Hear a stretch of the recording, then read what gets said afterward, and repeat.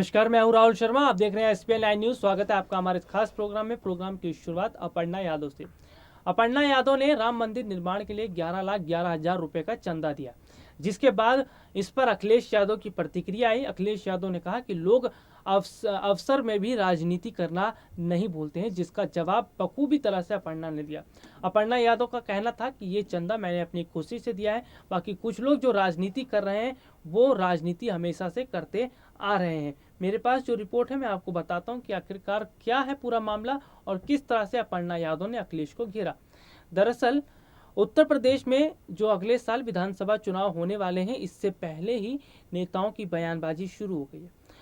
बीते दिनों देखने को मिला कि सपा अध्यक्ष अखिलेश यादव ने बसपा सुप्रीमो मायावती पर भी निशाना साधा था, और इसके साथ ही साथ आपको मैं यहाँ पर यह भी बता देता हूँ कि उन्होंने जो अपर्णा यादव है उनको लेकर क्या कहा। शिवपाल यादव की शिवपाल यादव की स्थिति की जैसे मैं यहाँ पर बात कर रहा हूँ, तो देखिए ये चीज़ें यहाँ पर बता रही हैं कि शिवपाल यादव की सपा में वापसी और उसके बाद अपर्णा यादव को घेरना।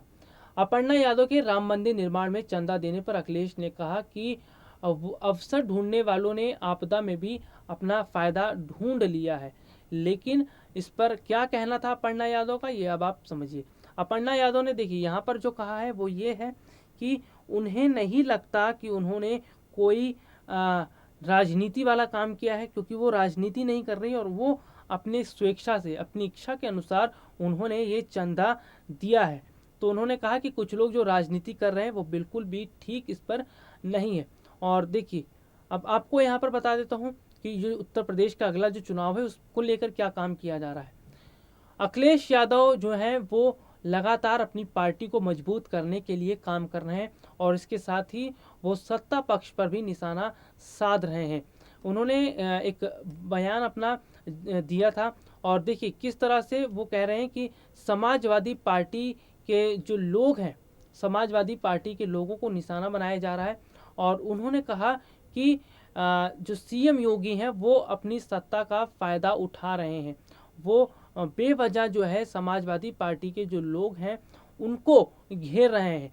तो और सबसे बड़ी बात मैं आपको यहाँ पर बता दूं कि अखिलेश यादव लगातार किसानों के मुद्दे पर भी बोल रहे हैं। उत्तर प्रदेश के जो पूर्व मुख्यमंत्री हैं अखिलेश यादव, उन्होंने भारतीय जनता पार्टी पर निशाना साधा। उन्होंने कहा कि भारतीय जनता पार्टी उद्योगपतियों को फायदा पहुंचाने का काम कर रही है। और देखिए उन्होंने ये भी कहा कि भाजपा द्वारा किसानों को बदनाम करने के प्रपंचों से किसान बहुत आहत है। भाजपा ने नोटबंदी, जीएसटी, श्रम कानून व कृषि कानून लाकर खरबपतियों को ही फायदा पहुंचाने वाला नियम बनाया है, और भाजपा ने लाखों लोगों को दुख दर्ज किए हैं। तो जो चुनावी रणनीति है वो उस पर काम करना अखिलेश यादव ने शुरू कर दिया है, और वोटर्स को अपनी तरफ लाने के लिए काम कर रहे हैं।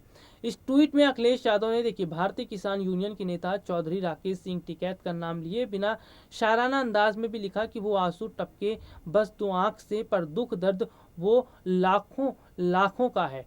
यानी कि साफ वो कह रहे हैं कि जिस तरह से बीजेपी किसान आंदोलन को गलत तरीके से बता रही है, लेकिन असलियत क्या है कि किसान अपने हक के लिए वहां लड़ाई लड़ रहे हैं।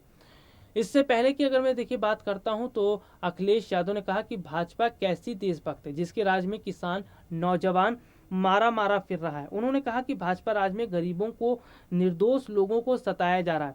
समाजवादी गरीबों और किसानों के साथ है। भाजपा सरकार जनहित के मुद्दों पर पूर्णतः संवेदना शून्य है। किसी के दुख से भाजपा को कोई वास्ता नहीं। भाजपा अन्नदाता को बदनाम कर रही है। अब लोकतंत्र को बचाने की लड़ाई है। उन्होंने कहा कि सन 2022 में लोकतंत्र की अग्नि परीक्षा होनी है। किसानों व नौजवानों को अपनी जायज़ मांग उठाने पर भी उन पर आंसू गैस और लाठियां चलती हैं।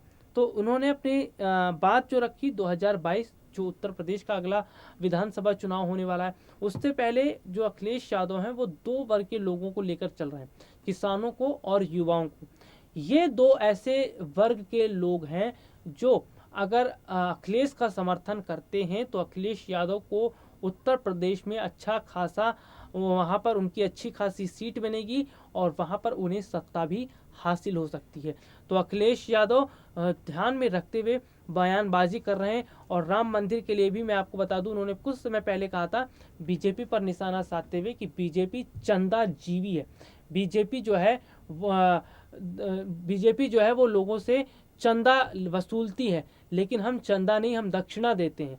राम मंदिर को लेकर उन्होंने कहा था कि अगर उनका जाना हुआ तो वो वहाँ पर दक्षिणा जरूर देंगे। तो जिस तरह से अभी राजनीतिक जो पार्टियां हैं उनके बीच में बयानबाजियां चल रही हैं, उनके बीच में लगातार देखने को ये मिल रहा है कि होड़ सी मच गई है इन नेताओं के बीच में, राजनीतिक पार्टी के नेताओं के बीच में, कि किस तरह से चुनाव में सत्ता हासिल की जाए। आपको बता दूं कि अगला जो साल में जो विधानसभा चुनाव होने वाला है अपने आप में बहुत अहमियत रखता है। दरअसल इसकी बड़ी वजह यह है क्योंकि यहाँ पर जो स्थिति बनी है वो ये है कि अखिलेश यादव ये नहीं चाहेंगे कि अब की बार फिर से उन्हें हार का सामना करना पड़े। इसके लिए अखिलेश यादव जो है बाकायदा अपने पार्टी के जो कार्यकर्ता हैं, पार्टी के लोग हैं, उन्हें उन्होंने काम पर लगा दिया है। प्रचार प्रसार भी किया जा रहा है। और यहाँ तक कि किसानों का जो मुद्दा इस समय लगा हुआ है विपक्षी पार्टियों के हाथ में, वो बिल्कुल ऐसे है कि जैसे पांचों उंगलियां घी में होती है। उन्हें ये जो मुद्दा मिल गया है, यही मुद्दा बीजेपी के लिए परेशानी का सबक बन रहा है। पंजाब में जो अभी जो चुनाव हुए नगर निगम के, उसमें बीजेपी को कितना बड़ा झटका लगा ये हर किसी ने देखा। यानी कि अब जनता का रुख बदल रहा है। जनता जो है वो ये देख रही है कि जिस तरह से बीजेपी राज में लोग परेशान हैं, महंगाई को लेकर, पेट्रोल डीजल के बढ़ते दामों को लेकर, गैस सिलेंडर के बढ़ते दामों को लेकर, तमाम तरह की चीज़ें लोग समझ रहे हैं, लोग देख रहे हैं, और लोग अब बीजेपी से किनारा कर रहे हैं।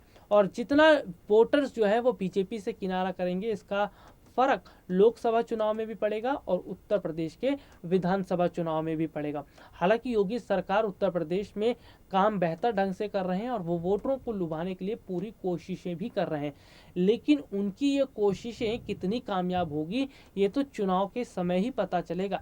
लेकिन चुनाव से पहले कई मुद्दे हैं जिस पर बीजेपी आज घिर चुकी है और बीजेपी इस पर जवाब नहीं दे पा रही है। ये सवाल हैं जो घेर चुके हैं बीजेपी को, और बीजेपी इस पर जवाब नहीं दे पा रही, क्योंकि बीजेपी को इस बात का आसानी से पता है कि जो काम वो कर रही है वो प्राइवेट जो कंपनियां हैं, बड़े बड़े उद्योगपति हैं, उनको फ़ायदा पहुंचाने के लिए काम कर रही है। और इसका जो भुगतान है वो जनता को करना पड़ रहा है, क्योंकि जनता महंगाई की मार नहीं झेल पा रही है। अब लोग जो हैं वो बहुत बड़ी विकट स्थिति में आ चुके हैं, क्योंकि अभी जो बीमारी फैली थी बीते साल कोरोना की, और वो अभी भी चल रही है, उसके ऊपर से महंगाई की मार, पेट्रोल डीजल के बढ़ते दाम, और युवाओं को लेकर कोई काम ना करना, तमाम तरह की चीज़ें हैं जिस पर आज सरकार घिरी हुई है। लेकिन सरकार क्या चुनावों से पहले इन मुद्दों पर काम कर पाती है या नहीं, ये देखने वाली बात होगी। और सबसे बड़ी बात जो आपको मैं यहाँ पर बता दूं कि इस वक्त जो स्थिति बनी हुई है वो ये है कि लोग अब नहीं चाह रहे हैं कि बीजेपी के साथ जाएं, बीजेपी को वोट करें, क्योंकि 2019 में जिस तरह से जनता का समर्थन देखने को मिला बीजेपी के लिए, वो समर्थन अब कहीं गायब सा हो गया है। आज लोग जो वोटर्स हैं वो बीजेपी के नारे नहीं लगा रहे हैं, बल्कि विकास के नारे लगा रहे हैं, बल्कि वो ये कह रहे हैं कि सरकार महंगाई के तले लोगों को दबा रही है, और महंगाई का बोझ लोगों के ऊपर धीरे धीरे इस कदर बढ़ता जा रहा है कि वो बहुत बड़ी आर्थिक स्थिति में पहुंच चुके हैं, आर्थिक स्थिति उनकी खराब होती जा रही है। तो सरकार को सोचना बहुत ज़रूरी है यहाँ पर कि इन जो ये चीज़ें जो महंगाई हो रही हैं, लोगों को जो तकलीफ़ें हो रही हैं, इस पर काम किया जाए। अगर सरकार इन पर काम नहीं करती है तो इसमें सरकार को बहुत बड़ा झटका लगेगा। और सबसे बड़ी बात आपको मैं यहाँ पर ये बता दूँ कि मोदी सरकार ने जो बजट अभी हाल ही में जो पेश किया गया, उसमें ये देखने को मिला कि ये बजट एक चुनावी बजट था। इस बजट से केवल चुनाव में उन्हें फ़ायदा हो, इसके लिए काम किया गया था। छोटे जो एमएसएमई सेक्टर है उनके लिए कुछ खास काम नहीं किया गया। टैक्स फेयर में जो छूट होनी चाहिए वो काम नहीं किया गया। युवाओं को जो रोजगार मिलना चाहिए उस पर काम नहीं किया गया। और सबसे बड़ी बात जो है वो कृषि आंदोलन, बीते कई महीने से कृषि आंदोलन चल रहा है जिस पर भी सरकार ने काम नहीं किया। तो ये मुद्दे हैं जो बीजेपी को लगातार घेरते जा रहे हैं, इसकी वजह से बीजेपी घिरी हुई है। और अगर इन पर काम बीजेपी नहीं करती है तो आने वाले समय में बहुत बड़ा नुकसान बीजेपी जो है उसको होने वाला है।